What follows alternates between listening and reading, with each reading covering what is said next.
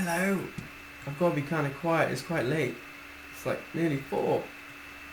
I thought I'd just quickly show you what we have now. Unfortunately, the sound is actually broken for some reason. But on the upside, we do have actual something you could actually say is gameplay. We have a little urchin here, as you can see. He will chase you around, and if you slap him, oh, that didn't work. You slap him. There we go. Then he does a little slot. He does a little slot animation. Yeah. So the idea is that the bat does a stun. Let's see if I can. Bah. And then you kind of want to do a follow up with the scissors, and the scissors have a potential to cause a bleed effect. There's a little kind of. Oh, there we go. If you can see there, I animated a little flourish, you could say, to the death animation, which in the future I think we will not make it so every single death has that animation.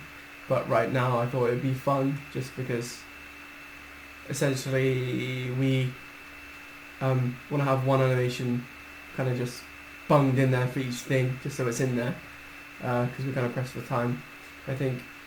And yeah, and it's just useful just to have an animation in there so we can start to prototype these things. But once you kind of have all the base animations in, you can start to have variations, so they could do different things, or just nothing. They could just die, you know. Pop! And I added a little stun with Lewis. That was actually a really nice interaction. So I just kind of couldn't really tell when I was testing the game, like when they were stunned. It made it quite difficult for me to play. I'm like pretty bad at the game as it is. But I just kind of asked like if he could implement that, and he said yeah, and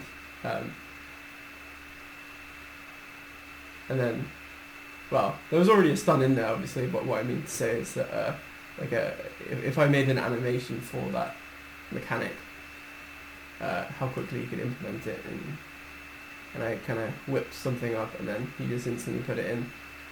And it's really tricky because I do like modeling and I do like texturing and stuff like that, but there's something really attractive to me about the kind of like immediacy of the relationship between like an animator and kind of the actual wizards of the whole thing, where you can really instantly see like, I don't know, you could, and I feel like almost like each specialism kind of informs the other, where a programmer could have an idea for a mechanic and then they kind of implement it, and then, especially if we already have kind of like the rig set up for the character, like I feel like for the majority of the animations it only takes like an hour to make. So then we just instantly have that kind of like progression in the development. And similarly, if I had an idea for like a specific kind of animation, because it's lagging. Don't know what's happening there. Pretty popular right now. Oh, I'm so bad. Yeah, if I had like had an idea for animation, then I suppose it's like because a programmer would kind of think of things in terms of programming, and they would imagine things in terms of programming.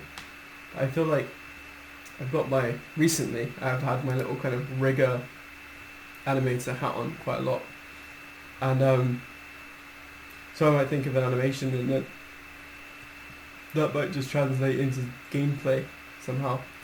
So it's just cool like that. Yeah. Don't have any Worm Boys or Hatatrons yet, unfortunately. And as I said, sound. So a lot of that stuff exists. Again, it's tricky. It's like a lot of these things kind of exist, but they just haven't been implemented yet. So expect more little juicy chronicles.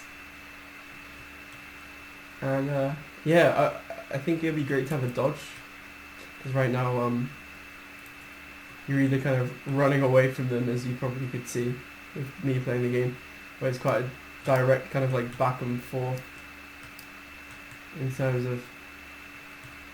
Yeah, it'd be cool to have. I don't know if it'd be better to have a block or a roll or like a dash or something like that, but something where you give the player a little bit more of the ability to kind of quickly get away, because especially if they start to kind of swarm you, it can get quite tricky.